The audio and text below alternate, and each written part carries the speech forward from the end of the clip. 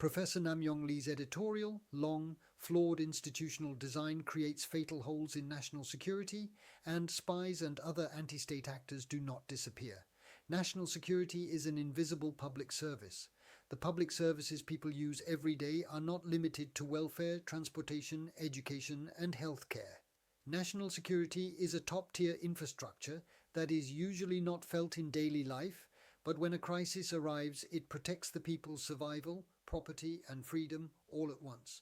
War deterrence, nuclear and missile preparedness, prevention of industrial technology leakage, cyber defense, and counter-terrorism all operate from the same root system. This national security service does not run on good intentions. It must be designed in law and technology. Who bears responsibility? What counts as performance? What powers and control mechanisms are attached? How far personal data may be used? And where it must stop. If the design is weak, the field cannot produce results. If results do not appear, budgets and manpower shrink, and a weakened organization leaves an even larger vacuum. The stakeholders in national security services for the people are clear. There are hostile organizations attempting infiltration and recruitment, state agencies that detect, investigate, indict and adjudicate, private infrastructures such as telecommunications, platforms, finance and logistics, and above all, civil society that verifies facts, reports and monitors.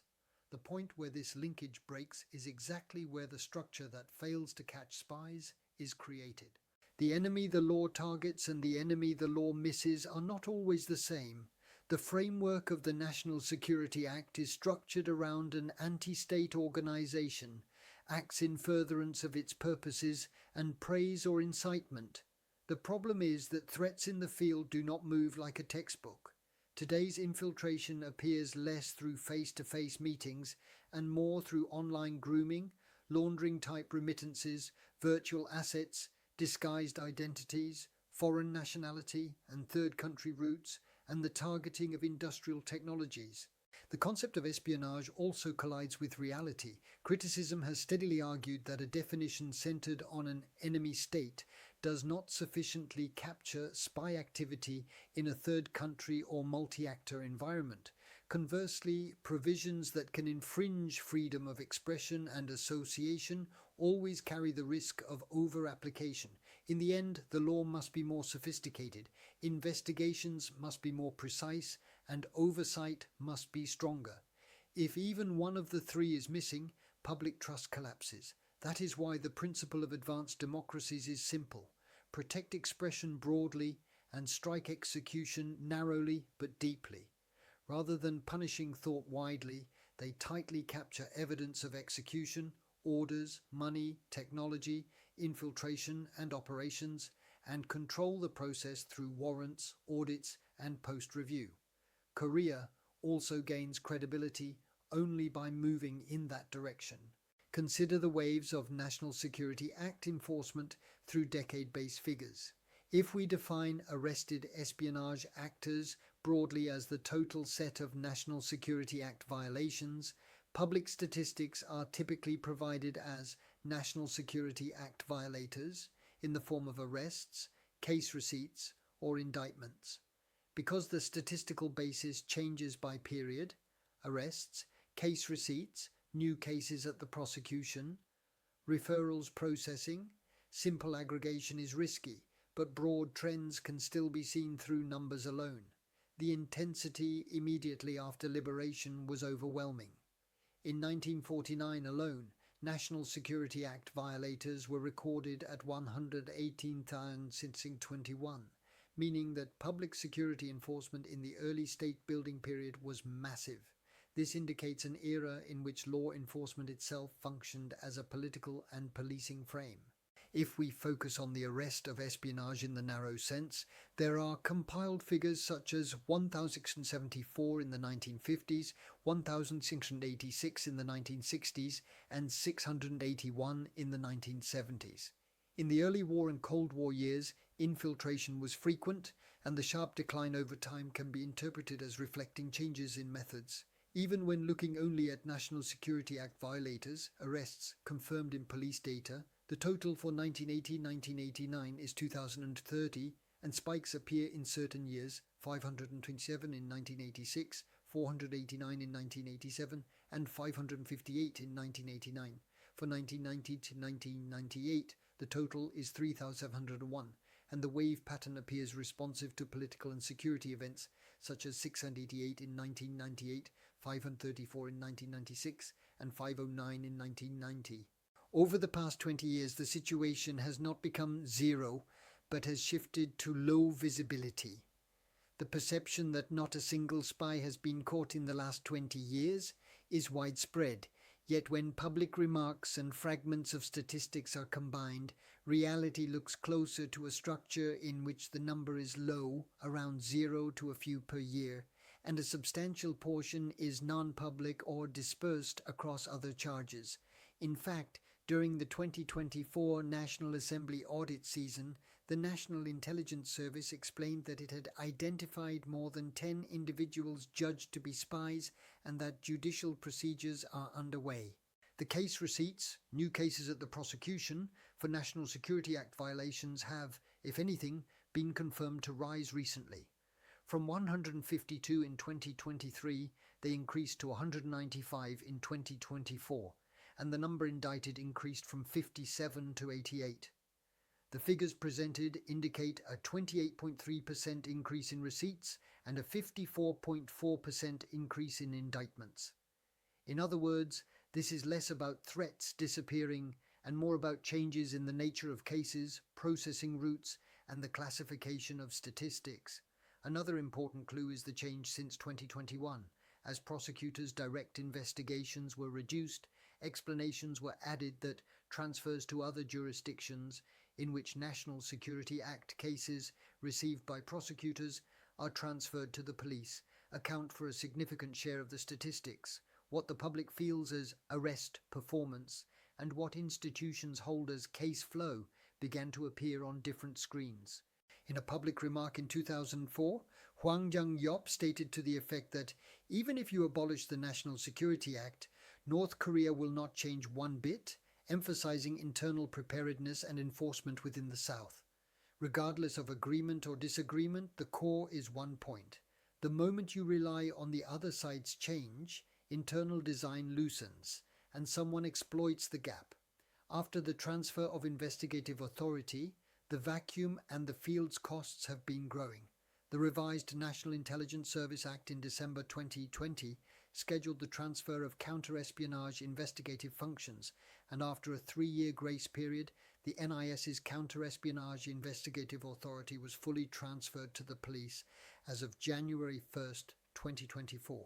As a result, the NIS can no longer conduct coercive investigations and has been reorganized around collecting and delivering intelligence. To respond, the police pushed to expand manpower, and public reporting presented figures that the security investigation workforce increased from 724 to 1,127, and that personnel dedicated purely to counter-espionage investigations expanded from around 400 to roughly 700. The manpower increase matters, but manpower is only a necessary condition, not a sufficient one. Overseas networks, long-term undercover work, crypto and financial tracing, digital forensics, identity protection, and intelligence asset operations must be accumulated together with career and organizational culture. Moreover, when an organization shakes, what collapses first is not cases, but people. An investigator's career requires 5 years, 10 years. But if the authority structure swings sharply with political and parliamentary terrain, experienced personnel burn out, juniors avoid the field, and the vacuum becomes institutionalized. Ultimately, the public bears the cost of this vacuum. If intelligence sharing between agencies is delayed, evidence disappears. If warrant timing is missed, digital traces evaporate, and long-running cases fail in maintaining prosecution. The more situations repeat where spies are not absent but not convicted because evidence design fails, the faster public trust collapses. Technology is needed to protect security while protecting freedom of expression. The debate over the National Security Act is always intense because liberty rights and national security collide. The solution is not emotion, but design. What may be collected, who may access it, when it must be destroyed, how it is logged through warrants and audit trails, and how external oversight is applied, must be fixed as data governance. Vulnerabilities are already known. In cases where messengers, cloud systems, virtual assets, and overseas servers combine, evidence disperses quickly. If the legal framework for communications privacy, practical methods for seizing electronic information, and standard procedures for digital forensics are inconsistent, trials collapse. Advanced democracies strengthen investigative technology while also strengthening audits and post-review to prevent abuse and secure legitimacy. Stigma prevention is also central. Suspicion aimed at certain groups may win applause in the short term, but in the long term it discourages reporting and destroys social trust. Targets must be narrowed not by personal background but by behavioral patterns, money flows, meeting methods, order delivery methods, and objective indicators such as encrypted storage and deletion patterns. Such design strengthens security while protecting citizens' freedoms. When the public is convinced, budgets follow. When budgets follow, technology follows. When technology follows, results appear. And when results appear, public trust is restored.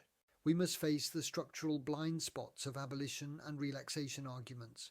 Calls to abolish or drastically relax the National Security Act typically cite the history of human rights violations, freedom of expression, and the possibility of easing into Korean relations. Some of this critique has valid points, but saying abolish it without a robust alternative design is dangerous from a governance perspective. Laws are easy to repeal. Responsibility systems that fill the vacuum do not arise automatically. Conversely, calls that only demand strengthening also have a trap. If powers expand while controls narrow, short-term results may appear, but long-term controversies over political misuse repeat, and the next administration may swing toward abrupt contraction. In the meantime, practical capabilities collapse. Therefore, what is needed is clearly protecting the realm of expression while capturing execution evidence more precisely, reducing abstract controversies such as praise or incitement, and strengthening proof in execution domains such as orders, money, infiltration, technology leakage, and operation of front organizations is a rational direction. The public is not meant to be swept along by one-sided slogans. When citizens understand how the system works, what controls are attached, and how numbers change, judgment becomes far more sober. The moment the security frame is used as a tool of partisan warfare, the side that laughs is always outside. The institutional prescription is simple and the execution is clear. First, responsibility must be aligned into a single line. A unified command structure is needed to shorten the lead time from intelligence to investigation, to indictment to trial. Interagency joint task forces must be institutionalized, and at the case level, who bears final responsibility must be documented clearly. Second, performance indicators must be redesigned. Arrest counts alone distort reality. Multi-layer indicators are needed. Preemptive disruption of infiltration, dismantling of funding and contact networks, prevention of industrial technology leakage, disruption of cyber intrusions, and the rate of sustaining convictions in court. If investigations collapse in court, the cause lies more in procedures and training than in headcount. Third, expanded authority must come as a package with strengthened controls. Warrant principles, minimization of communications restrictions, bans on purpose outside use, access control, mandatory audit logging, and independent post-review must secure public trust. Only when trust is secured can necessary authority endure. Fourth, the legal framework must be updated to match reality. In an environment where hostile actors are multi-party, key tasks include defining who and how to punish espionage, connecting industrial technology leakage with external operations, and standardizing the collection and preservation of digital evidence. Citizens, we must eradicate spies and other anti-state forces within our society to protect lasting prosperity and peace. Thank you for watching Professor Namyong Lee's editorial Long.